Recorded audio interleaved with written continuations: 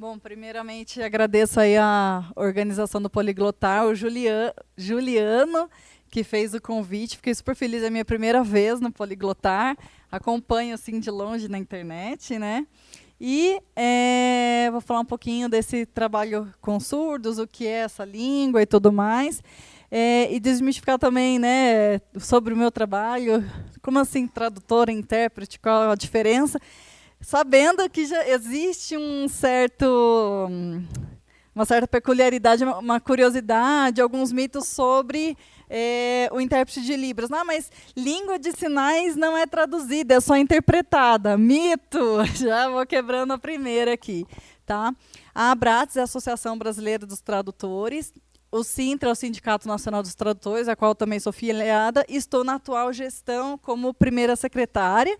Né? Então, eu estou ali representando, como se fosse um grupo ali, né, representando os intérpretes de Libras, atuando aí na questão da atualização sobre a lista dos valores e tudo mais. A WASL é uma abreviação em inglês da Associação Mundial dos Intérpretes de Línguas de Sinais, WASL. Tá?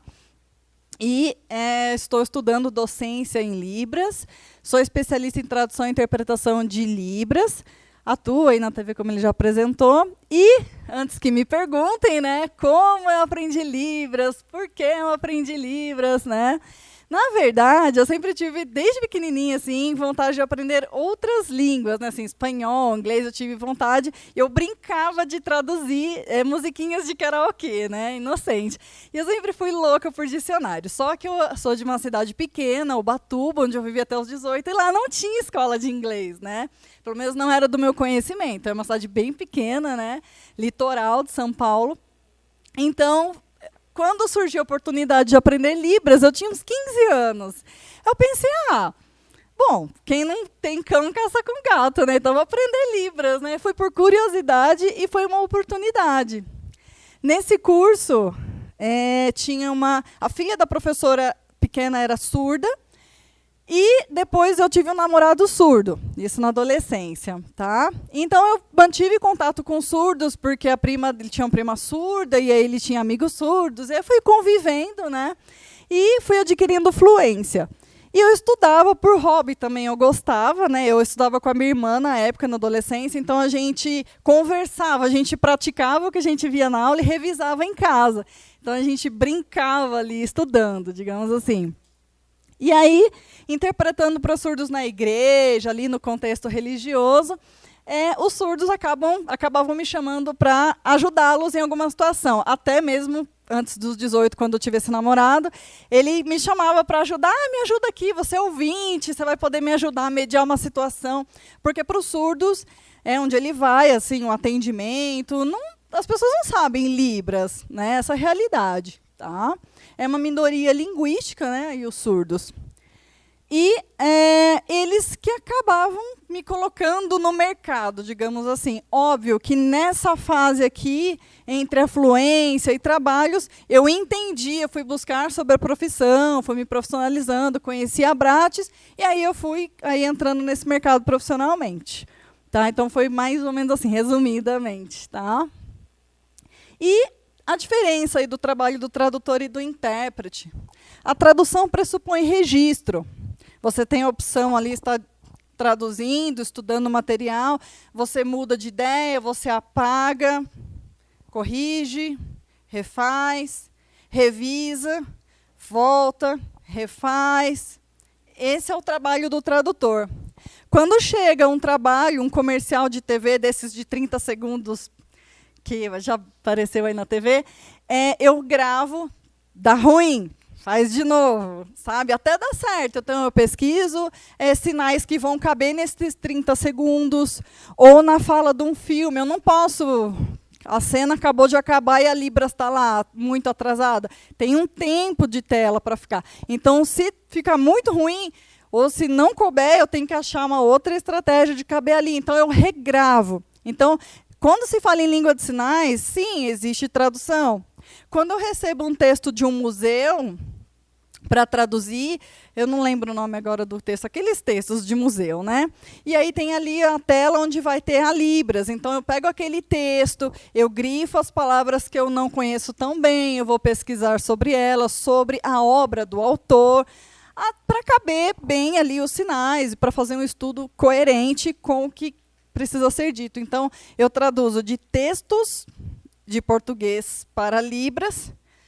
Quando vem um vídeo de entrevista com surdos, o vídeo é todinho sinalizado. Eu preciso legendar para vocês entenderem. Então, quando eu preciso transcrever para poder legendar, também é uma tradução, porque, o time aqui da legenda está fora, eu tenho que dar um jeito de timear e ficar naquele tempo da legenda, uma transcrição coerente, que não fique muito longa, porque ninguém merece aquela legenda gigante, isso não é legenda, né, profissional. Então, tem todo o mesmo termo, mesmo rigor técnico que tem para as outras línguas, de tamanho de legenda, também tem quando é um surdo sinalizando e precisa de uma legenda em português. Então, isso também é uma tradução, porque se der ruim, eu tenho que apagar, revisar, refazer. Então, eu tenho esse tempo, tá? Diferente da interpretação que a Celina está fazendo aqui muito bem, Celina Struck, ela está fazendo ali simultaneamente. Ela não vai falar assim, peraí, Paloma, peraí, o que é mesmo? Deixa eu procurar aqui a palavra. Quem está na cabine também não faz isso. Então, a característica do trabalho da interpretação, ela é simultânea, consecutiva, ela é ali ao vivo e a cores, tá? E ela não tem esse tempo, ela tem influência o suficiente para fazer essa interpretação, que pode estar sendo gravada ou não, mas é ali ao vivo. Tá? Ela não tem a mesma opção do tradutor de ficar ali sentado, pesquisando, tem um tempo ali. É diferente essa relação, tá? Por isso, já desmistificando, mas não existe tradução de Libras. Nossa, eu ouço tanto isso.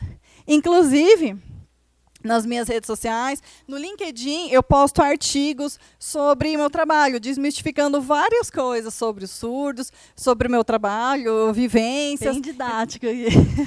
Língua Brasileira de Sinais, tá? Então, é uma abreviação da língua, tá? A língua brasileira de sinais, ela é reconhecida por lei, tá? Desde 2002.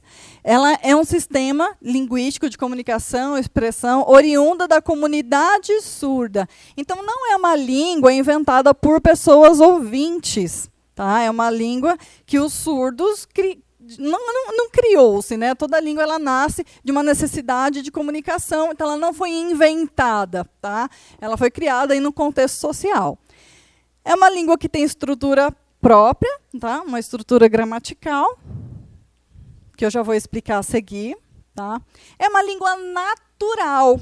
Tá? Ela é natural. E ela sofre mudanças, assim como outras línguas, com o passar do tempo e conforme os surdos se incluem na sociedade. Então, por exemplo, se hoje a gente tem na internet e até livros, glossários de determinados termos, de matemática, de física, de química, de astrologia, enfim, é porque os surdos estão tendo acesso a isso. Então, eles estão criando os sinais por necessidade, de acordo com a visualidade do mundo deles, né? do mundo surdo. Então, tem a questão dessa visualidade.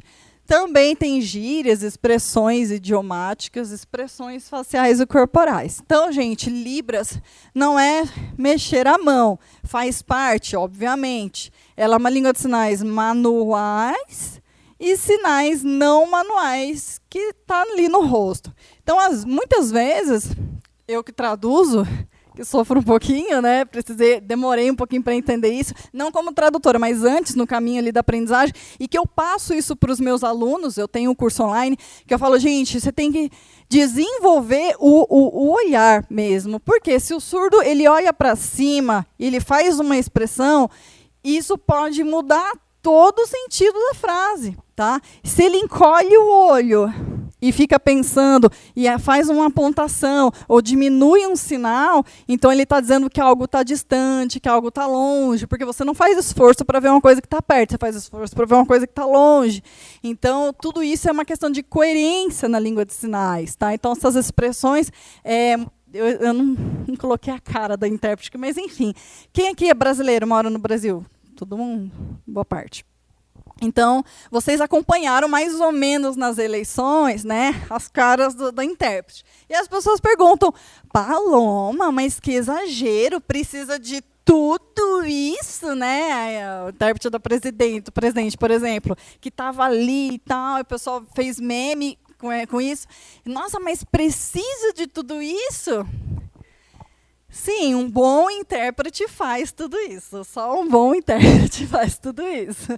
Tá? Então, temos também empréstimos linguísticos. A gente tem no Brasil, a gente às vezes nem percebe, quem não é da linguística, da tradução não percebe, mas a gente usa muito, né? Que faz parte ali do nosso dia a dia. A gente usa muito termos do inglês, né? Deve usar de outras também, mas nem sei, não tenho conhecimento.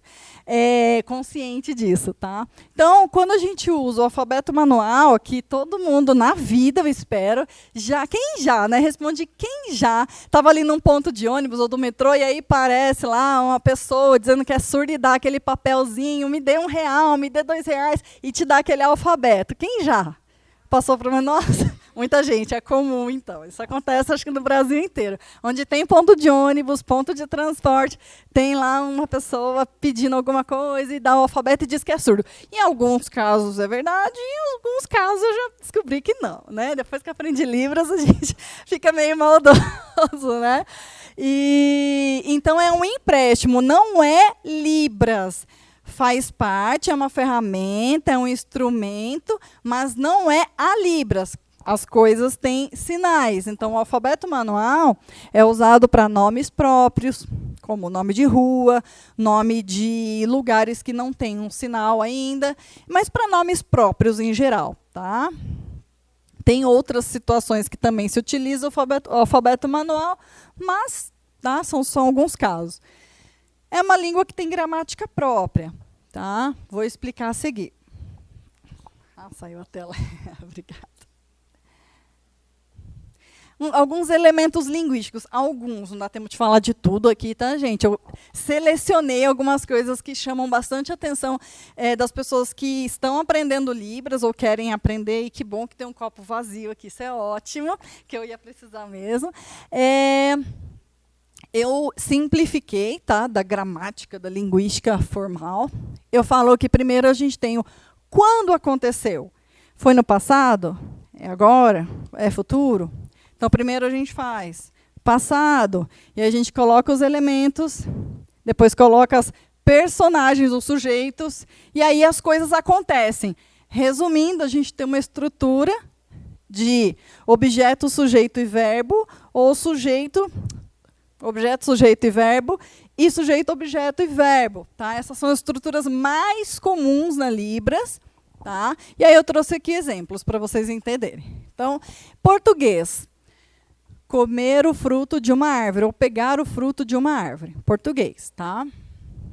Em Libras, geralmente, se você der essa frase para um surdo fluente, ele vai, ou se você sinalizar, ele vai entender exatamente o que está em português. A árvore, fruto, pegar e comer. Tá? Então, você tem uma lógica visual. Tá? Se vocês pararem um pouquinho para pensar lá em Charles Chaplin ou outros comediantes do cinema mudo, embora mudez não é a questão aqui, mas vou falar mais à frente, é a questão o quê, gente? A lógica visual. Tá? Outro ponto, colocar o copo na mesa. No português, a gente tem esses elementos conectivos, conectores, tá? Próprio do português isso. Na língua de sinais, isso não se traduz, tá? Porque a lógica da língua de sinais ela é visual, é uma língua visual motora. Você percebe pela visão, você precisa do campo visual, e um espaço para sinalizar, para transmitir. O português é uma língua oral auditiva, tá? Esses são os estímulos, tá? Então, na Libras, você tem mesa, copo, colocar. Faz sentido? Porque se você põe o copo primeiro e a mesa depois, não faz sentido, né? Então, acho que já deu para ver que assim, é uma língua visual, tá? Assim, que eu gosto de explicar e geralmente dá certo. Assim, os alunos entendem. Em português, o gato comeu o rato. A gente tem bastante historinhas assim, desenho, né?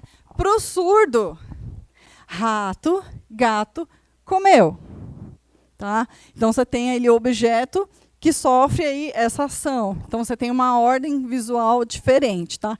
Isso quando você tem... Claro, aqui você pode perceber que eu coloco mais de um elemento. Então, não são frases tão complexas. Tá? Então, resumindo, é isso. E esse meme, carinhosamente, criado pelo Weber, meu esposo, cadê? Ah, meu auxiliar, cinegrafista, me ajuda em tudo. Né? Eu brinco, gente, está difícil aprender, né? O ouvinte tem dificuldade de aprender Libras, então a gente brinca. Para Libras aprender, em geral, o verbo no final. Claro, a gente tem ressalvas e tudo mais, a gente sabe que não é sempre 100% assim. Mas é uma brincadeira que a gente faz nas redes sociais, a gente cria memes assim, para as pessoas entenderem, refletirem, né, sobre isso. Então, um meme carinhosamente aí para vocês. Aí o querido alfabeto manual. A gente tem forte influência da língua francesa de sinais. Nosso tronco linguístico, histórico, traz muito da língua francesa, que influenciou a língua americana de sinais, que influencia na nossa também. Então, a gente tem muitas semelhanças com a língua francesa e língua americana de sinais. Se vocês forem comparar o alfabeto, você vai ver que é quase que idêntico, assim, boa parte desse alfabeto, tá? Que é usado pronomes próprios, tá? A situação, né? Os surdos no Brasil. Não sei se vocês já viram esses dados, eles estão bem batidos e até velhos. Já tá para sair um novo censo, tá? De quase 10 milhões. Alguns jornais arredondam isso para 10 milhões, sendo que mais de 2 milhões têm surdez severa.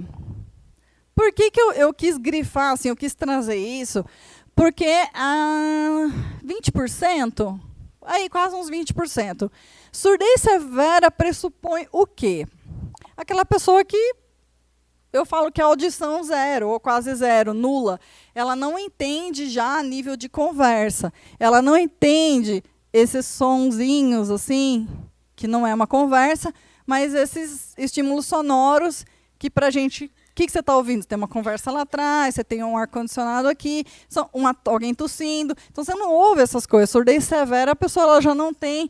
Então, a dificuldade de comunicação dessas pessoas ela já é bem grande. Então, aqui a gente pressupõe uma dificuldade de comunicação muito grande. Tá? Isso significa que todos esses 2 milhões sabem Libras? Não. Não necessariamente, tá? E alguns mitos, né? Que surdo-mudo, mudinho, né? Quem nunca ouviu isso na escola, na rua, tem lá o mudinho, né? Então, isso é sim pejorativo, óbvio. E surdo não é mudo, tá? Então, quando a pessoa ela perde a audição, ela nasce surda porque ela é filho, né? Tem pais surdos, a questão não tem nada a ver com as pregas vocais, tem a ver com o retorno auditivo. Tá? É a mesma coisa que eu falo assim, então por que a gente não aprende tão fácil outras línguas ou porque eu não falo inglês? Eu sou brasileira, teoricamente, no Brasil, o currículo obrigatório tem lá inglês, e nem por isso eu falo inglês. Mas eu não sou ouvinte, eu não deveria saber outras línguas faladas? Então, assim, se for parar para pensar, tem a ver com o retorno auditivo. E por que quando a gente está aprendendo, eu sou uma dessas, que eu estou, assim, uma vida tentando aprender inglês. Então, assim, vai de pessoa para pessoa. E a questão de estar acostumada com... será que é tão audível, assim, o som para mim? Ontem eu estava vendo as palestras do pessoal com dificuldade de falar mandarim, chinês, né, da sonoridade ser muito diferente, ser muito difícil, os tons, né? Reconhecer, então, você pensa, poxa, se a gente que é ouvinte tem essa dificuldade, então por que um surdo tem que saber oralizar o português? É uma questão de retorno auditivo, não tem a ver com fala, nada a ver. Tá? Existem pessoas mudas? Sim, deve existir, não conheço, mas eu sei que existem, tá? Que tem problemas vocais, mas, gente, é outra questão, vocal, auditivo. E quando a gente fala de deficiência auditiva, de surdez, tem aí os níveis, tá? Pessoas que ouvem pouco, pessoas que ouvem mais ou menos, surdez moderada, as pessoas que não ouvem nada. E as pessoas que vão perdendo a audição. Eu tinha um tio que foi perdendo a audição. Ele não tinha quase nada de um lado e ouvia bem do outro. Então, tem esses tipos de surdez que são diferentes e que são necessidades linguísticas diferentes, tá? Cada país tem a sua língua, né? Língua, ela está diretamente ligada, fortemente ligada à cultura local. Como que a gente come aqui na nossa cultura? Como que a gente come? Garfo e faca. Mas tem outros lugares que não se usa garfo e faca, certo? Usa o quê, por exemplo? Hashi, mão, umas cuias, não sei se eu poderia dizer isso, cumbucas e tomam assim, né? Tem essas culturas, eu não lembro, mas são culturas bem distantes da nossa. Tá? Então, são formas diferentes. Por que que o sinal visual vai ser o mesmo se o estímulo visual é diferente? Então, comer com hashi é assim, né, com 2 dedos, né, um classificador. Né? Você vê que é muito diferente desse comer que a gente herdou da França, que é o que a gente usa aqui. Esse a gente herdou da França e que nos Estados Unidos é algo parecido, assim, de colocar para dentro da boca. Né? Então, esse é o estímulo aqui da nossa cultura. Tá? Então, cada país tem a sua influência visual, né, do mundo, de como se entende o que é casa. Para nós, não sei em outros países, tá? Mas para nós, casa é esse telhadinho aqui, esse é o sinal de casa na nossa cultura. Essa é a visão. Quando a gente pede uma criancinha na escola, desenha a casa, eu só sabia desenhar a casa assim, porque casa, para mim, é assim, na nossa cultura. Mas será que se você pedir para uma pessoa lá do Irã, lá do Vietnã, desenhar uma casa, será que é essa a visão de casa que uma pessoa tem? Então, cada país tem a sua, porque o estímulo visual e cultural é diferente. Agora, essa também é uma das mais, assim, as perguntas mais comuns. É língua! Por quê? Linguagem é a capacidade do ser humano, a capacidade das abelhas se comunicarem. Tá? Ela é abstrata. Tá? Então, por exemplo, a gente tem aqui artística, visual, a gente tem esses símbolos sonoros. É uma linguagem. Tá? Eu falo que é a bacia da comunicação. A capacidade de se comunicar está ali. Tá? É diferente. No Brasil, a gente chama de... língua. Tá? Já foi comprovado. Eu vou explicar como que foi esse processo e por que é assim. O que difere língua de linguagem? Na língua, a gente tem aspectos linguísticos, tem gramática, e um povo usa para se comunicar. Tá? No Brasil, a gente chama de comunidade surda, que são os surdos, seus pais, que talvez não sejam surdos, professores, familiares, tudo que está ali em torno dessa pessoa surda. Tá? Então, a gente tem aí a comunicação, mesmo que não oral, entre pessoas. Tá? E quem é do inglês, né, já me mata essa dúvida. Esse cara ele ficou na Gallaudet, na universidade, se eu não me engano, em Washington, e falam que é Stoke, o nome dele. Para mim, é Stucco. Não sei, quem é do inglês me ajude. A pronúncia. Stucco, obrigada. Aprendemos. Em meados de 1960, ele ficou ali uns anos observando os surdos americanos na comunicação. Ele aprendeu ali os sinais e observando. Ele descreveu os aspectos fonológico, morfológico e sintático da língua de sinais americana. E ele descreveu comparando com uma língua oral. Se numa língua oral a gente tem a posição da língua para falar determinado fonema, ali uma posição, em língua de sinais, ele descreveu que o sinal não é feito em qualquer lugar. Você pode ver a intérprete, ela tem um padrão ali de sinais que acontecem aqui, tem um lugar certo para sinalizar, senão vai sair outra coisa. Quem aprende japonês, inglês, se você mudar um pouquinho a pronúncia, você falou bobeira. né? Até no inglês eu sei que tem muito isso. Você pode sair de uma palavra que é ok e ir para um palavrão numa escorregada. Em Libras, a mesma coisa. Se você erra onde você está fazendo o sinal, você falou outra coisa. Então, ele foi comparando isso. E aí, na década de 60, 50, 60, ele comprovou. É língua. E aí os países foram reconhecendo essa língua, né? E as demais línguas de sinais. E aí, sim, elas começaram a ser respeitadas e vistas como língua, de fato. E não uma linguagem ali sendo falada, esqueci como é que o pessoal fala, pejorativo, né? De dizer, linguagem de surdo-mudo, gestos dos mudinhos, gestos dos deficientes. Então, tudo isso foi se quebrando, né?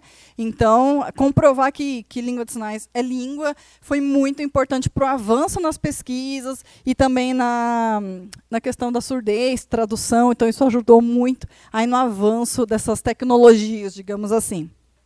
Tá? Então, assim, todo surdo faz leitura labial? Não. Todo surdo sabe Libras? Não. Então, a gente tem necessidades, uma diversidade linguística muito grande. Então, tem pessoas que, principalmente mais antigas, os fonoaudiólogos sempre teve essa corrente aí pela oralidade, né? Não, bate na mão, não deixa usar gestos, enfim, né? Uma corrente aí de ideia de que o surdo tem que falar. Só que não é todo surdo que consegue, porque isso requer muito treino. Do mesmo jeito que a gente que quer aprender outras línguas precisa ter muito treino, o surdo também precisa. Mas aí, fonoaudiólogo é assim, super acessível, todo mundo consegue fazer uma vida inteira de fono. Não, está fora da realidade. Então, assim, não é todo surdo que tem acesso a essa terapia. Tá? E ainda tem a questão de surdos que nascem em lar de surdos. Então, para ele, a normal assim, é a gente falar, né? Porque eles têm uma família inteira ali de sinalizantes. E aí, quando encontram um ouvinte, somos nós, falando assim, mexendo a boca, para eles é estranho, né? Que esquisito, nós somos esquisitos, né? É o contrário. Então, eles têm a visão que, quando você vê um surdo pela primeira vez ali usando sinais, você fala, opa, que isso, né? Eu sei que causa esse estranhamento. Então, a gente tem uma diversidade linguística de pessoas que aprenderam língua de sinais desde pequeno, outros não, outros tentaram a oralidade, não conseguiu, não teve sucesso, e aí tiveram contato com a língua de sinais tardiamente, ou na escola, porque o professor teve boa vontade de proporcionar esse contato, mas isso não é tão comum assim, tá? Então, tem surdos que têm contato na adolescência. Eu conheço vários, já fui intérprete de vários surdos que tiveram contato com língua de sinais na adolescência. E aí, sim, teve um ganho escolar melhor, conseguiu aprender, porque é a língua natural dos surdos. Se você não tem um dos 5 sentidos, você vai ter o outro, não é mais apurado, mas você vai ter uma atenção visual maior. Não é que vai ser mais aguçado, mas você vai ter uma atenção visual maior porque você não tem auditiva. Então, naturalmente, a língua de sinais acaba sendo a língua do surdo por conta disso. Tá? Então, tem assim, casos de insucesso no implante coclear, porque às vezes o problema nem é auditivo e sim neurosensorial. Então, assim, como eu posto muito nas redes sociais, eu vejo muitos absurdos do tipo, nossa, que palhaçada é essa de sinais? Põe aparelho. Aí você respira, né, e explica que não é bem assim, e que você não põe aparelho porque você quer, né, você tem que ter uma autorização, você tem que fazer uma bateria de exames, isso tem que ser aprovado, isso envolve corte, isso envolve invasão, não é todo mundo que pode fazer uma cirurgia tão invasiva, então tem várias questões, e a questão neurosensorial, não tem aparelho que resolva. Tá? Então, a ciência está desenvolvendo aí tecnologias, mas não é tão acessível ainda, tá? E isso não resolve todos os problemas. Tá?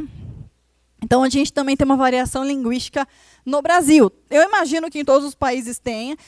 A proporção do Brasil que a gente tem nas línguas faladas, a gente já percebe o sotaque no sul, no norte, no nordeste, no sudeste. A gente já percebe quem é do interior fala diferente de quem é da capital, principalmente em São Paulo eu percebo mais. Rio de Janeiro. E nem por isso, né? A gente se entende, não se entende? A gente se entende. Então, em língua de sinais também tem suas variações, mas a gente se entende. Então, muita gente chega assustada, falando, Paloma, mas como é que você faz com as variações linguísticas? Eu falei, eu ensino o máximo que eu posso, mas eu não sei tudo, porque o Brasil é enorme, né? Não sei. Então, a gente se entende. Pergunta para o surdo, não sei, não conheço esse sinal, mas isso não vai te fazer deixar de entender o que está sendo falado, tá? Então, a gente tem aí fases de aquisição, né, que eu falei. Tem crianças que têm oportunidade, crianças surdas têm a oportunidade de aprender, outras que já na fase adulta. Então, a gente tem uma variedade, uma diversidade linguística. Aí, tá? E aí, o que acontece muito também é a demora para descobrir a surdez. Aí essa criança, às vezes, chega na escola sem língua nenhuma, porque às vezes os pais demoram 3, 4, 5 anos e só se percebe na escola. Porque a professora foi lá e falou assim, nossa, mas o seu filho não para quieto, nossa, mas ele grita com todo mundo. E aí que vão descobrir que ou ele ficou surdo, perdeu a audição, ou já nasceu surdo, ou ninguém sabe explicar nada, né? Então, quando chega na educação, esse sujeito está sem língua. Isso acontece muito. Eu conheço vários casos de surdos com 7, 8, 9 anos que não têm língua. Tá? Então, a gente tem uma questão aí de educação e cultura. Se ele não tem nenhuma língua, como é que ele acessa as coisas, as informações? Como é isso? Tá? Então, a gente, na fase adulta, tem a questão do entretenimento, que é o cinema, museu, arte, enfim, qualquer tipo de shows, né? Hoje está melhor do que, sei lá, 20, 30 anos atrás, obviamente. Mas ainda tem muitos surdos que querem apreciar alguma atividade e não tem como, não tem esse acesso. De outros direitos básicos, para a gente é simples, né? A gente chegou, reflita um pouquinho. Quando você chegou aqui nesse prédio, você provavelmente perguntou para onde que é o poliglotar e tal. Para a gente é muito simples, é banal, né? Chegar e fazer uma pergunta. Para surdo já não é tão simples assim, né? Reflita um pouco. Então, serviços e comércio. Surdo quer um atendimento jurídico, quer fazer um atendimento... gente, coisa que é básica. Cartório, ir num balcão de informações. Então, não é tão simples assim. Tá? Para a gente, isso a gente não percebe, mas a comunicação faz muita diferença nessa hora. Tá? Então, a gente tem muito ainda essa barreira. Porque se os próprios surdos têm essa dificuldade, então a gente entende que a comunidade como um todo ainda não tem conhecimento sobre, né? Nem o básico e tudo mais. Então, é algo que a gente precisa ir ter um esforço, aí, uma boa vontade um pouco das pessoas, uma conscientização política também, para ampliar aí o acesso, né? E as questões linguísticas. Outra questão que a gente tem no Brasil é o bilinguismo. Eu já vi pesquisas assim, aleatórias de que parece que 5% da população sabe inglês, ou menos do que isso, não sei se é 0,5%, mas é uma população bem minoritária que realmente sabe inglês. Não é isso? Hã? 5%? Ah, obrigada. Então, mas por quê? A gente não tem aula de inglês desde do 5º ano até o 3º ano do ensino médio? Não é estranho isso? Então, se a gente tem isso com o inglês, que é uma língua franca, é uma língua usada para negociações, é uma língua comercial, é uma língua tão importante, a gente não tem esse alcance. Então, quando a gente fala de Libras, que é uma língua minoritária, então a gente também acaba tendo essa dificuldade. Então, não é tão simples assim. A gente trabalha com disseminação de conteúdo, a gente trabalha com divulgação, e na lei fala que o papel tanto do governo, das escolas e tudo mais, é disseminar a língua, é apoiar a disseminação sobre a língua de sinais, a surdez. Tá? Eu tenho um artigo no LinkedIn que eu falei, por que a legenda é insuficiente para os surdos? Aqui a resposta já é simples, né? Uma criancinha nessa idade, 4 anos, já sabe ler legenda. Não, né? Então, tem até empresas que eu falo, gente, para de passar vergonha de dizer que eu legendei um desenho animado. Não, mas isso não é acessibilidade. Para um surdo sinalizado que não tem língua, então, não legenda não é sinônimo de acessibilidade. Pode ser um dos recursos de acessibilidade, mas não significa que aquele filme, aquela obra está acessível, tá? Ela conta com algum recurso de acessibilidade, e não que ele é ou está acessível, é diferente, tá? Então, resumindo aqui, eu já discuto a questão da faixa etária, né? Será que essa criança já sabe ler? Então, obviamente, não, né?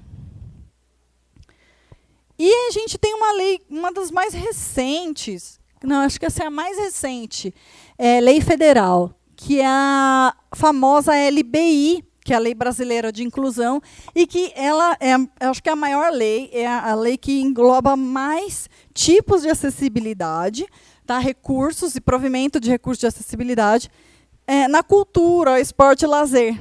Tem alguém da área do direito aqui? Quando eu leio, eu acho isso aqui muito parecido com a Constituição. Nossa, mas isso aqui está na Constituição. Só não tem a palavra pessoa com deficiência, que é como se ela não tivesse incluída lá. Ela não está excluída, mas não está muito claro, né? Para quem é de fora, não entende. Então, essa lei foi meio que redesenhada. Para mim, é como se fosse uma Constituição, só que atualizada, né, mais moderna e voltada para as questões de acessibilidade para pessoas com deficiências em geral, física, motora, sensorial, que é o caso dos surdos e dos cegos, e surdos cegos. Tá? Então, a questão cultural, TV, cinema, que aí a gente tem entretenimento, e as salas de cinema, né, já tem um prazo aí para 1º de janeiro, começar aí a valer e ter aí um recurso de acessibilidade para as pessoas com deficiência. Tá? Com relação ao mercado e a profissão, porque assim, existe o intérprete porque existe o surdo. Tá? Então, a gente não existe sem o surdo, a gente está ali diretamente ligado a essas questões. Então, tem várias notícias que falam da demanda por intérpretes. Então, a gente tem uma demanda muito grande, como vocês viram ali, que são milhões, e ali não contempla surdos cegos. Tá? Ali nem entrei na questão de surdos cegos, que isso também não tem estatísticas, pelo pouco que eu vi em palestras sobre Libras, sobre surdo-cegueira, não tem dados exatos de quantos surdos cegos tem, tá, no Brasil. Então, ainda tem esses números ainda, que eu não sei se já estão contemplados ali ou não, enfim. Então, a gente tem muitos, né, milhões de pessoas com surdez, ou usuários de Libras, e a gente não tem tantos intérpretes assim. Isso é um pouco óbvio, porque se a gente vive numa sociedade que a gente nem conhece esse trabalho, a gente nem ouve falar disso como uma profissão.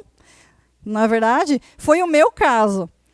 Eu, há 15 anos atrás, estava aprendendo Libras, e quando eu fiz 18 e minha mãe falava para eu colocar no currículo, correr atrás de ser intérprete, eu falava, ai mãe, nada a ver. Eu falava isso, nada a ver, que Libras. Libras, para mim, sabe o que era? Eu sabia o que era Libras ali, já tive contato com surdos. Libras, para mim, eram uns videozinhos que estavam começando a sair no YouTube na época, 2008, ali. Acho que o YouTube estava nascendo nessa época, não era? 2008? Eu falei assim, Libras, vou fazer o quê com Libras? Vou botar vídeo no YouTube? Não, preciso de trabalho, né? Eu não sabia que existia essa profissão. Nessa época estava nascendo no Brasil o Letras Libras, pela Universidade Federal de Santa Catarina, que eu também nem tinha conhecimento, né? Então, foi numa época que eu estava ali em aprendizagem e já existia universidade, isso, bacharel e licenciatura. Então, eu nem tinha noção, porque isso não é divulgado. Isso, para mim, não existe. Né? Para os meus colegas, para quem me conhece, fala, nossa, mas como assim profissão? Né? Sim, intérprete. Então, como isso é muito pouco divulgado, é pouco falado, tem poucas pessoas que conhecem sobre isso, então a gente tem uma demanda gigantesca, várias leis que garantem a inclusão do surdo no trabalho, a inclusão dos surdos nas escolas. Tá, mas incluir como? né? Cadê os profissionais para atender essa demanda? Então, a gente tem aí uma lacuna, né? Uma grande diferença entre a demanda, né, e os intérpretes para dar conta dessa demanda. Então, cresce a procura por intérpretes. Tá? E aí a gente tem uma lei, inclusive, para quem é da interpretação, é da tradução e não sabe, a nossa profissão ela é reconhecida, ela é regulamentada por lei, no sentido de reconhecida. Não tem uma fiscalização, nada forte assim, mas ela é reconhecida por lei. Existe um regulamento que fala o que a gente tem que fazer. Por quê? Na tradução como um todo, está convencionado que você faz uma direção linguística. Então, por exemplo, eu sou brasileira, um exemplo, tá? Eu sei inglês e eu interpreto do inglês para o português, que é o meu idioma nativo, minha L1, né? Minha primeira língua materna. Isso é muito bem convencionado nas línguas orais. Só que em sinais tinha que regulamentar de uma forma diferente, porque, peraí, como é que eu faço só para Libras ou só para o português? Peraí, a gente tem duas situações. Vamos supor, tem um surdo aqui na plateia, aí o surdo quer levantar a mão e fazer uma pergunta. Então, o nosso papel, quando a gente fala de acessibilidade, é ele receber as informações e ele também ser uma pessoa que produz informação, ele também pode ser um palestrante. Então, ele precisa do intérprete que faça da Libras para o português. Então, a gente tem que, sim, pela lei, fazer os dois sentidos linguísticos, da Libras para o português e do português para Libras. A gente tem que fazer os dois. Tá? Isso é bem regulamentado, é o primeiro artigo logo de cara, para não ter esses problemas, né? Não ter alguma dificuldade quanto a isso. Porque o surdo não pode ficar ali numa sala de aula só vendo Libras, e como é que ele tira a dúvida? Então, o intérprete tem que ser competente para fazer essa versão, né? Vice-versa. E uma coisa que eu gosto de desmistificar, que eu falo que é exatamente como acontece nas línguas orais, no inglês, no italiano, no espanhol, são condições diferentes. Aqui está bem resumido, é muito diferente. Eu achei bem interessante o que o Igor falou aqui, da questão de pensar na língua, a questão do uso funcional. Aqui eu simplifiquei porque isso aqui eu postei em redes sociais e tudo mais, é uma forma de divulgar que as coisas, cada coisa é uma coisa. Tá? Então, primeira etapa. Você quer ser intérprete? Primeiro, você vai ter que ter uma competência linguística, você vai ter que aprender o básico, vai ter que começar de algum lugar. Esse é o primeiro degrauzinho. Tá? Essa é a primeira etapa. Tá? Fluência, o que eu entendo como fluência, até conhecendo um pouco dos testes de proficiência que tem por aí, é quando você consegue se comunicar sem dificuldade em assuntos diversos. Eu coloco pelo menos 5. Você consegue falar de sentimentos, você consegue falar de lugares, você consegue falar de política, religião e um pouco de saúde. Eu digo que são pelo menos 5 tópicos que você precisa se comunicar sem grandes dificuldades. Isso eu considero fluência. Aí vem a gente pode destrinchar isso, né? A fluência funcional, você consegue fazer coisas do dia a dia, ou você consegue falar coisas mais filosóficas, enfim, isso cabe em um desdobramento. Mas, em geral, é só para diferenciar um pouco que as pessoas pensam em língua de sinais que estou num cursinho básico, eu já sou intérprete. Infelizmente, não sei por que isso foi disseminado dessa forma, eu não entendo, mas eu gosto de divulgar essa informação. E competência tradutória, né? São coisas bem diferentes. Você tem a fluência, só que competência tradutória. A gente tem formação, a gente tem treinamento, a gente tem treino, né? Para fazer no tempo, para acompanhar o palestrante.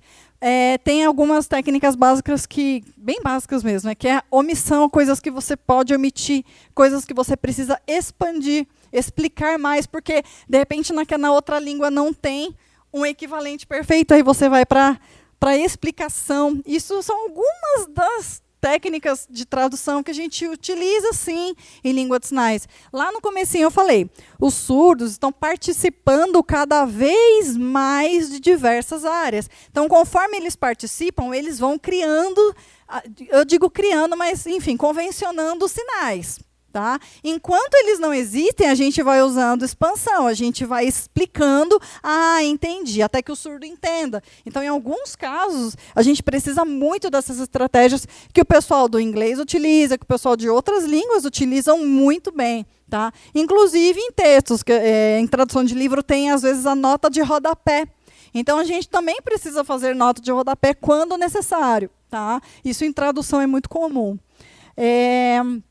A gente tem a questão da velocidade, de acompanhar essa sensibilidade, né, de conhecer o tema. Então, tradução, interpretação, é tudo nessa linha aqui. São competências, são fases de aprendizagem um pouco diferentes, tá? Bem diferentes. Aí aqui eu trouxe um artigo da LBI que chama bastante a minha atenção, que fala aí da acessibilidade na TV, na campanha eleitoral. Eu acho que a maioria de vocês se viram ou tem algum conhecimento de ter visto intérpretes, foi porque viu ali no cantinho na política, né? Então, isso divulgou bastante o nosso trabalho. Algumas pessoas ficam ainda sem entender, não entendem por que aquilo ali, eles chamam disso, eles falam, o que é isso, né? Para que isso? Para quem ela está falando, né? Para que serve isso? E por que essas expressões? Então, isso foi bom, né? Ter uma legislação que fala que tem que ter. Sabe o que é engraçado? É que em outros países, em alguns países, não precisa ter lei. Isso é mais no Brasil. Essa coisa da força de lei para ter intérprete, acessibilidade, é uma coisa meio que absurda em outros países. Para eles é óbvio. No Japão, isso é óbvio, tem que ter. Né? Quando você fala em todos, é todos. Não tem todos e os intérpretes, e os surdos. Os surdos não são assim um organismo, um ser à parte, faz parte do todo, né? São pessoas, são humanos. Então, no Brasil, infelizmente, a gente precisa de lei para tudo, né? Lei para regulamentar as coisas, lei para que você tenha respeito, lei para que você tenha tolerância, enfim, é meio absurdo isso, mas faz parte, gente. Eu vou abrir. Dá tempo? Quem que está controlando o tempo? Tá. Então, quem quiser seguir nas redes sociais. Amanhã eu estou abrindo inscrição, inclusive, para o meu curso de Libras, Mãos a Libras, porque ele é prático. Eu segui aí um caminho, tenho essa trajetória aí de 15 anos, então eu criei esse método para ajudar pessoas que querem aprender e que, de repente, não tem, né, na sua cidade, no seu estado, aí um curso de Libras. Então, agora eu vou ficar aí aberta aí para perguntas. Foi muito bacana essa palestra. Muito interessante, e pela primeira vez eu acho que eu realmente prestei atenção na interpretação. E aí eu vi a palestra de audiodescrição também, em que tem para o cego a descrição de alguma coisa que quem está vendo vê. Então, quem está ouvindo te ouve, mas quem não te ouve presta atenção nela. Deve estar sendo bem difícil traduzir assim agora, né? Mas eu percebo que ela consegue terminar exatamente no mesmo momento que você termina de falar. Então ela usa uma linguagem, como você explicou lá no slide, um pouco mais simplificada de conceitos, que é meio similar ao que estou descrevendo alguma coisa na audiodescrição e aí o cego imagina. Então, da mesma forma aqui, eu ouço as palavras e o verbo, e aí eu imagino, o surdo imagina também, é mais ou menos isso? Sim, isso mesmo, é visualidade. O surdo, tem uma frase, acho que a Celina que vai lembrar, não vou lembrar, mas tem várias frases poéticas que falam, né, que o surdo ouve com os olhos e que o surdo, a percepção dele é visual. Então, sim, o surdo precisa olhar para a mão do intérprete e ver a informação organizada e tal. É a questão visual. Então, um intérprete competente, experiente, que é o caso da Celina, é uma intérprete profissional, é o papel dela fazer isso. Eu mandei o material com antecedência, né, então isso ajuda muito, óbvio, mas ela já me conhece, meu ritmo de fala também. Isso também é papel do intérprete, estudar antes, para entender ali esse ritmo de fala e tudo mais. Ela domina o assunto também, os sogros dela são surdos, ela é casada com o esposo dela, é filho de surdos, ela tem uma convivência muito grande, então ela domina o português e a Libras, então ela consegue fazer isso com bastante maestria por conta disso, né? Essa experiência, esse conhecimento, essa bagagem ajuda muito. Ela tira umas coisas que a gente, você fala, assim, interjeições, ela tira e que ela sabe que não vai precisar, né? Exatamente, porque ela usa o campo visual para transmitir a mesma ideia. A mesma ideia. Oi. Oi. Em primeiro lugar, parabéns, né? Eu cresci com uma pessoa deficiente auditiva, é minha prima, né? Então eu fico muito emocionada quando eu vejo, porque eu vejo toda a trajetória dela, né, de vida de ser alfabetizada, das dificuldades dentro da casa da minha tia, né? Graças a Deus eles são pessoas que têm acesso financeiro, né? Mas a minha prima, ela passou por muitas dificuldades, muitas. E eu admiro ela demais, né? Ela tem 51 anos agora. Ela casou com um norueguês que ela conheceu pela internet, né? O terceiro casamento dela. Ela foi para a Noruega sem saber falar uma palavra de norueguês. Para ela ficar lá, ela passou por 1 ano e meio de idas e vindas e ela foi obrigada a estudar o idioma, né? Então eu falo que ela é uma guerreira, porque é uma língua completamente diferente da nossa. Ela nunca falou inglês, nunca teve acesso, né? É muito difícil as pessoas entenderem que o surdo tem essa dificuldade de interpretação, porque a maneira como eles colocam as palavras, que você colocou, gato, comer, né? E eles escrevem assim, as pessoas falam, escreve errado. Não escreve errado, eles pensam assim, né? Então, assim, eu admiro demais o trabalho de vocês, espero que mais pessoas se interessem pela inclusão, não só a dos deficientes visuais, de todas, né? De todos. Porque a gente está num mundo globalizado, mas infelizmente as pessoas ainda têm a cabeça desse tamanho. Ela é oralizada? Ela é Oralizada, que legal. Nossa, que bacana. Obrigada por compartilhar. Nada. Fico bem feliz de ver essa trajetória assim dela, você contando, né? Realmente muito interessante, muito lindo. Tem várias formas. A minha vivência, vendo relatos de surdos, os que não têm acesso à terapia, às vezes os pais têm algum conhecimento, eu não sei como é que é, se é intuitivo, me parece que sim, de usar espelho e vibração do pescoço e tentar imitar a vibração e a leitura labial. É uma tentativa, é a mais comum que eu vejo os surdos compartilhando, que os pais ensinaram assim em casa porque eu não tinha condição financeira de pagar fono. Inclusive, mais um adendo, é que eu vi um relato de uma surda que falou desse método da vibração aqui da garganta, não sei dizer, e o espelho, e ela conta que ela tem mais 3 irmãs surdas, e o pai dela era ouvinte. Então, você não consegue pagar fonoaudiólogo para 3 filhas, né? É muita coisa. Então, esse método da vibração é um dos que eu mais... É o mais comum, assim, que eu vejo. Alguns tentam... Já vi também por sopro. Né, por sopro, e imitar o sopro e a fala e ver a palavra, e tenta por sílabas simples, né? Tipo ba, be, bi, sílabas mais labiais, eu acho, né? Ou bilabiais. E as outras são mais complexas, né? Como, por exemplo, L, H, E, essas que dão mais trabalho, assim. Isso, aí vai avaliando, e aí com o tempo eles vão adquirindo, pelo menos, para sobrevivência, coisas simples. Pão. Chega na padaria e fala pão. Aí mostra 3, 4, 5, né? Então, assim, são estratégias de comunicação que eles utilizam para conviver na sociedade. Então, esse é um dos métodos, sopro e vibração. Paloma. Tudo bem? Meu nome é Bruna Beatriz e eu tive no congresso da Abrates do ano passado que o tema principal era justamente a inclusão. E o que me chamou a atenção foi um esforço mundial. Eu queria saber, então, essa é a minha pergunta, como que está sendo esse esforço para unificar, ou pelo menos fazerem os povos do mundo se entenderem com as línguas de sinais? E aí eu queria saber se você tem informações sobre isso e se é realmente um esforço assim pensado ou se é de comunidades, como que é a sua percepção sobre o assunto?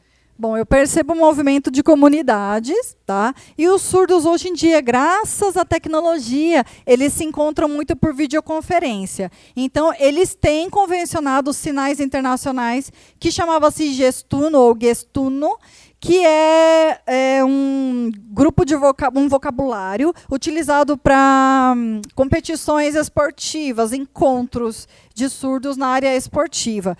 Só que eles foram ampliando isso, esse vocabulário eles vão alimentando conforme o passar do tempo, para que eles se entendam em encontros de comunidades surdas. Então, existe uma língua chamada Sinais Internacionais, que eles vão ali colocando informações, mas não é a intenção utilizar internamente no país, e sim para encontros em que os surdos vão se encontrar no mundo inteiro.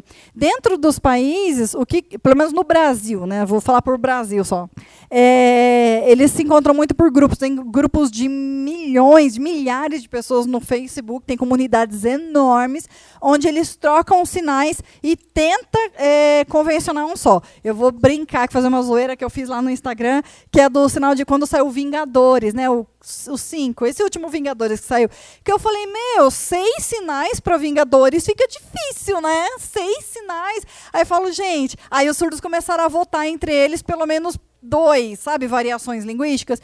E aí eu falei, poxa, melhorou, porque 6 sinais é difícil. Aí depois de um tempo eu vi que já tinha 8. Eu falei, gente, 8 sinais é complicado, né? Então, os sinais internacionais, sim, é tipo um Esperanto, mas é só, eles usam focado ali para encontros pontuais. E existe curso disso, inclusive. Se pesquisar em sinais internacionais, vocês encontram muito material em inglês sobre isso, tá? International Signs, alguma coisa assim, tá? Paloma, tá, agora a minha também.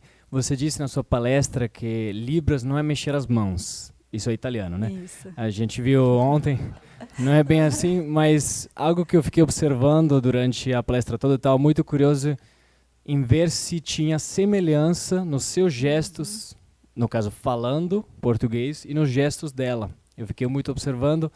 Na verdade, não consegui achar uma semelhança, mas consegui ver uns gestos muito coordenados, assim, uma pessoa que sabe estar no palco, claro, isso sim. Mas gostaria de saber se você percebe essa influência, se quando você fala português, usa muito os gestos de Libras, como que é para você? Sim, eu já me chamaram a atenção sobre isso. Eu segurando o microfone influencia muito, eu acho que negativamente, porque aí eu perco bastante o ritmo de falar parecido com os sinais. Quando eu estou sem microfone, eu tenho uma tendência a sinalizar um pouco junto, soltar alguns sinais, é mania. Principalmente, isso acontece muito quando eu saio de um trabalho que eu tô quando eu tô ali horas e horas interpretando, ou muitos dias com surdos, e aí eu saio falando com as pessoas, moço, vê um pão, e aí eu já tô falando em Libra junto, assim, eu já misturo assim as línguas. Eu não sei se isso é comum com quem é poliglota, de misturar as línguas, então às vezes eu me pego misturando, né? E uma vez eu estava sendo numa entrevista de trabalho, e aí eu estava falando, sinalizando, eu estava muito empolgada, né? Acho que eu tenho muita questão emocional com a língua, né? E aí eu estava sendo entrevistada, ela falou, não precisa sinalizar, tá? Porque eu não sei Libras. Então é meio constrangedor, assim, mas é um pouco acho que é um pouco da pessoa. Tem pessoas que conseguem se conter e ficar assim. Admiro quem consegue ficar só aqui nesse campo. Acho lindo demais, mas eu não consigo me conter. E o microfone atrapalha um pouco, mas influencia um pouco. Então por isso que você não encontrou muita semelhança. Até porque tem os sinais que são abstratos, né? E os sinais que mais gramaticais. Então, tem classes, né, de sinais e tudo mais. Então, por isso que é difícil achar uma semelhança entre gestos e Libras. Às vezes, encontra, dependendo do conceito, sim. É mais fácil encontrar. Quando você entende um pouco o conceito da língua, mais fácil encontrar. É mais fácil. Oi.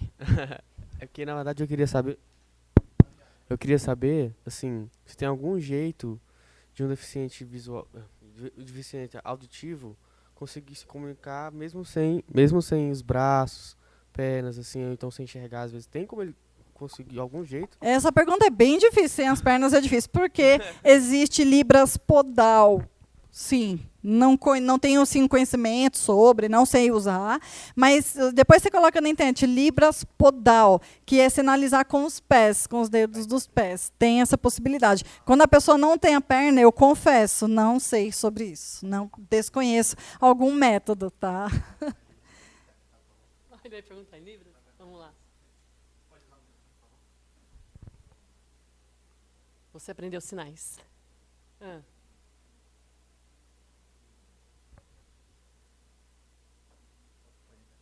Curso na TV? Você aprendeu sinais na TV? Pela TV? Ela, você, Paloma. Estou dizendo de você. Tem cursos de sinais na TV? Pela TV? Que eu saiba, não. Na TV, eu vi que tem umas aulas no SBT, não sei se ainda tem, posso estar falando alguma bobeira, do Patati Patatá, lá na turminha do Patati Patatá. Eu sei que de manhã tinha ou tem, não sei responder com exatidão. Na TV, na internet tem bastante, na TV eu só tenho conhecimento desse, do SBT. Muitíssimo obrigado, Paloma. Eu que agradeço a oportunidade mais uma vez. Obrigada, galera.